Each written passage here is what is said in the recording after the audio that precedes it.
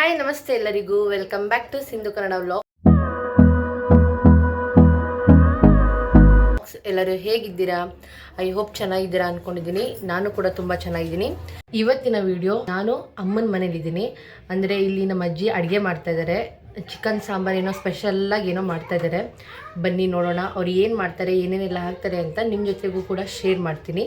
ಬನ್ನಿ ನೋಡೋಣ. ಹಾಗೆ ಇನ್ನು ಯಾರೆಲ್ಲ ನನ್ನ ಚಾನಲ್ಗೆ ಸಬ್ಸ್ಕ್ರೈಬ್ ಮಾಡಿದೆ ಹಾಗೆ ನೋಡ್ತಾ ಇದ್ದೀರೋ ಪ್ಲೀಸ್ ಸಬ್ಸ್ಕ್ರೈಬ್ ಮಾಡ್ಕೊಳ್ಳಿ. ಹಾಗೆ ನಿಮ್ಮ ಫ್ಯಾಮಿಲಿ ಫ್ರೆಂಡ್ಸ್ಗಳಿಗೆ ಶೇರ್ ಮಾಡಿ, ಕಮೆಂಟ್ ಮಾಡಿ. ಬನ್ನಿ ನೋಡೋಣ ಏನು ಮಾಡ್ತಾ ಇದ್ದಾರೆ ಅಂತ. ಇವರೇ ನಮ್ಮ ಅಜ್ಜಿ. ಅಜ್ಜಿ ಏನು ಮಾಡ್ತಾಯಿದ್ದೀರಾ ಈಗ? ಚಿಕನ್ ಸಾಂಬಾರು. ಏನೇನೆಲ್ಲ ಹಾಕ್ತಾಯಿದ್ದೀರಾ ಮಸಾಲೆ ಚಿಕನ್ ಸಾಂಬಾರ್ಗೆ ಹೇಳಿ ಅಜ್ಜಿ. ಈರುಳ್ಳಿ, ಬೆಳ್ಳುಳ್ಳಿ, ಹಸಿಶುಂಠಿ, ಕೊತ್ತಂಬರಿ ಸೊಪ್ಪು, ಧನಿಯಾ, ಮೆಣಸಿನಕಾಯಿ ಪುಡಿ. ಹೌದಾ, ಸರಿ. ಈಗೇನು ಮಾಡಬೇಕು? ಇಷ್ಟು ಮಸಾಲೆಗೆ ಬೇಕಾಗಿರೋ ಪದಾರ್ಥಗಳು. ಚಿಕನ್ ಸಾಂಬಾರ್ಗೆ ಇದು ಎಲ್ಲ ಹಾಕೋದು. ಬಾಣಲಿ ಮಸಾಲೆ ಹುರ್ಕೊಳ್ಳೋದಾ ಈಗ? ಮಸಾಲೆ ಏನೇನು ಈರುಳ್ಳಿ, ಶುಂಠಿ, ಚಕ್ಕೆ, ಲವಂಗ, ಮೆಣಸು, ಬೆಳ್ಳುಳ್ಳಿ, ಮೆಣಸು, ಎಣ್ಣೆ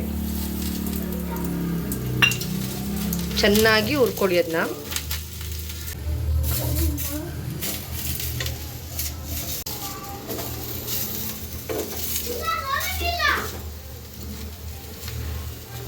ಹಾಗೆ ಅರ್ಧ ಹೋಳಷ್ಟು ಕಾಯಿ, ಅಚ್ಕಾರದ ಪುಡಿ, ಧನಿಯಾ ಪುಡಿ. ಅಂದರೆ ಇದು ರೆಡ್ ಸಾಂಬಾರು ಮಾಡೋಕ್ಕೆ ಮೆಣಸಿನಕಾಯಿ ಪುಡಿ ಹಾಕ್ಕೊಂಡು ಹುರ್ಕೋಬೇಕು. ಇದೆಲ್ಲ ಮಿಕ್ಸಿಲಿ ಹಾಕೊಂಡು ರುಬ್ಕೊಳ್ಳೋದು. ಇದೆಲ್ಲ ಮಿಕ್ಸಿಲಿ ಹಾಕೊಂಡು ರುಬ್ಕೊಳ್ಬೇಕಾ ಮಸಾಲೆ? ಮಸಾಲೆ ಮತ್ತು ಕೊತ್ತಂಬರಿ ಸೊಪ್ಪು ಎರಡೂ ಕೂಡ ಮಿಕ್ಸಿಲಿ ಹಾಕೊಂಡು ರುಬ್ಕೋಬೇಕು. ಟಮಾಟೆ ಹಣ್ಣು, ಕಾಯಿ ಅದು ಬೇರೆ ರುಬ್ಕೊಳ್ಳೋದು. ಹಾಗೆ ಇದ್ರ ಜೊತೆಗೆ ಕೊತ್ತಂಬರಿ ಸೊಪ್ಪು ಕೂಡ, ಕೊತ್ತಂಬರಿ ಸೊಪ್ಪು ಕೂಡ ಇದ್ರ ಜೊತೆಗೆ ಮಸಾಲೆ ಜೊತೆಗೆ ಹಾಕ್ಕೊಂಡು ರುಬ್ಕೋಬೇಕು. ಹಾಗೆ ಈ ಥರ ನುಣ್ಣದಾಗಿ ಮಸಾಲೆಗಳನ್ನ ರುಬ್ಕೋಬೇಕು. ಹಾಗೆ ಅರ್ಧ ಹೋಳಷ್ಟು ಕಾಯಿನ ಹಾಕ್ಕೊಂಡು ರುಬ್ಕೋಬೇಕು. ಚಿಕ್ಕ ಕಾಯಿ ಅರ್ಧ ಅಂದರೆ. ಹಾಗೆ ಒಂದು ಪಾತ್ರೆಗೆ ಎಣ್ಣೆ ಹಾಕ್ಕೊಂಡು ಕಾಯಕ್ಕೆ ಇಟ್ಕೊಳ್ಳೋಣ. ಎಣ್ಣೆ ಹಾಕೋದು. ಎಣ್ಣೆ ಕಾದ್ಮೇಲೆ ಈರುಳ್ಳಿ ಹಾಕೋಬೇಕು. ಈರುಳ್ಳಿ, ಆಮೇಲೆ ಇದು ಮೆಂತ್ಯ ಸೊಪ್ಪು ಗಾಲ್ ಒಗ್ಗರಣೆಗೆ ಅಂದರೆ ಚಿಕನ್ ಹಾಕೋಬೇಕಲ್ಲ, ಹಾಕ್ಕೊಂಡು ಫ್ರೈ ಮಾಡ್ಕೋಬೇಕು. ಚೆನ್ನಾಗಿ ಫ್ರೈ ಮಾಡ್ಕೊಳ್ಳೋಣ.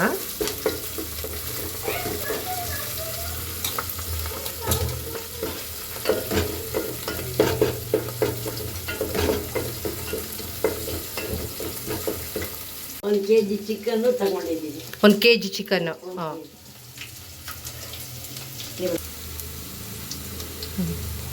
ಎರಡು ಫ್ರೈ ಆಗಿದೆ. ಈಗ ಫ್ರೈ ಆದಮೇಲೆ ಚಿಕನ್ನ ಹಾಕೊಳ್ಳೋಣ.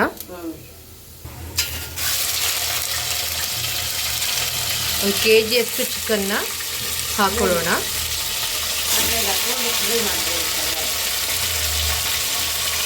ಹಾಕ್ಕೊಂಡು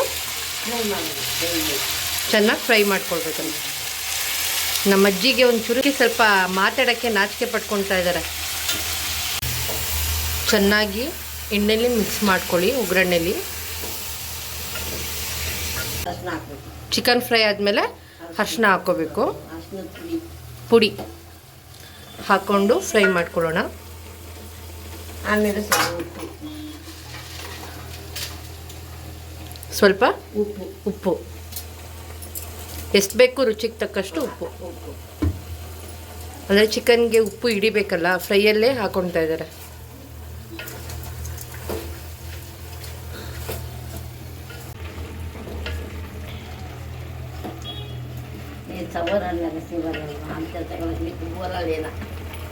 ಹಾಗೆ ಇದು ಚಿಕನ್ ಫ್ರೈ ಆಗಲಿ ಚೆನ್ನಾಗಿ. ಅಲ್ಲಿವರೆಗೂ ಮಸಾಲೆ ರುಬ್ಕೊಂಡಿದ್ದೀನಿ. ಇಲ್ಲಿ ಮಸಾಲೆ ರುಬ್ಕೊಂಡಿದ್ದೀನಿ. ಅದು ಚಿಕನ್ ಫ್ರೈ ಆದಮೇಲೆ ಮಸಾಲೆ ಹಾಕ್ಕೊಳ್ಳೋಣ. ಈಗ ಕಾಯಿ ರುಬ್ಕೊಳ್ಳೋಣ ಬನ್ನಿ. ಹಾಗೆ 1.5 ಟೊಮೊಟೊ ತೊಗೊಂಡಿದ್ದೀನಿ. ಟೊಮೊಟೊ ಹಾಕ್ಕೊಂಡು ರುಬ್ಕೊಳ್ಳೋಣ.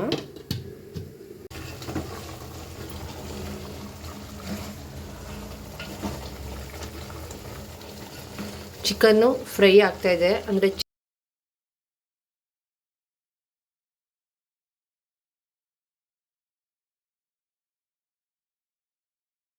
ನೀರೆಲ್ಲ ಚೆನ್ನಾಗಿ ಇದಾಗಿದೆ. ರುಬ್ಕೊಂಡಿರೋ ಮಸಾಲೆನ ಹಾಕೊಳ್ಳೋಣ. ಹಾಕ್ಕೊಂಡು ಮಸಾಲೆನ ಚೆನ್ನಾಗಿ ಫ್ರೈ ಮಾಡ್ಕೊಳ್ಳೋಣ.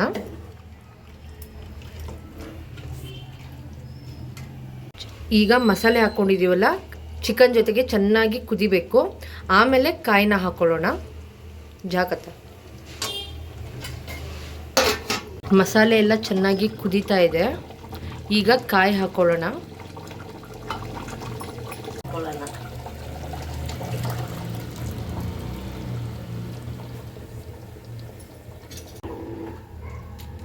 ನೋಡಿ, ನಮಗೆ ಎಷ್ಟು ಬೇಕಷ್ಟು ನೀರು ಹಾಕೋಬೇಕು. ನಾವು ರೈಸ್ ಜೊತೆ ತಿಂತಾ ಇರೋದ್ರಿಂದ ನಮಗೆ ಇಷ್ಟು ತೆಳು ಸಾಕು.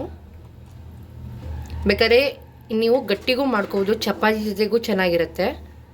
ಈ ಥರ ತೆಳು ಇದ್ದರೆ ರೈಸು ಮತ್ತು ಮುದ್ದೆ ಜೊತೆಗೆ ಚೆನ್ನಾಗಿರುತ್ತೆ. ಇನ್ನು ಈಗ ಒಂದು 5 ನಿಮಿಷ ಕುದಿ ಬರಲಿ ಸಾಂಬಾರು. ಸಾಂಬಾರು ಕುದೀತಾ ಇದೆ ಚೆನ್ನಾಗಿ.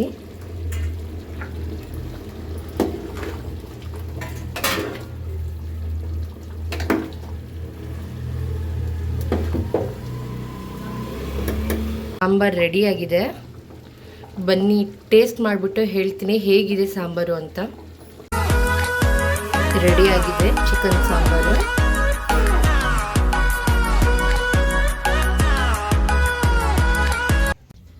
ಬನ್ನಿ ಹೇಗೆ ಮಾಡಿದ್ದಾರೆ ನಮ್ಮ ಅಜ್ಜಿ ಅಂತ ಟೇಸ್ಟ್ ಮಾಡಿಬಿಟ್ಟು ಹೇಳ್ತೀನಿ.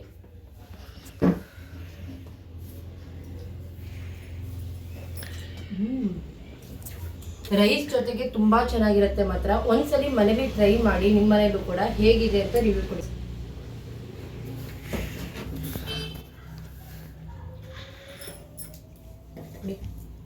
ಇಷ್ಟು ಚೆನ್ನಾಗಿ ಬಂದಿದೆ.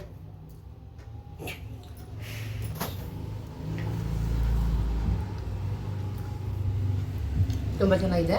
ಶ್ರಾವಣಿ, ವಂಶಿಕಾ ಟೇಸ್ಟ್ ಮಾಡಿಬಿಟ್ಟು ಹೇಗಿದೆ ಅಂತ ಹೇಳಿ. ಚೆನ್ನಾಗಿದೆಯಾ? ರೈಸ್ ಜೊತೆ ತಿನ್ನು ನೋಡಿ.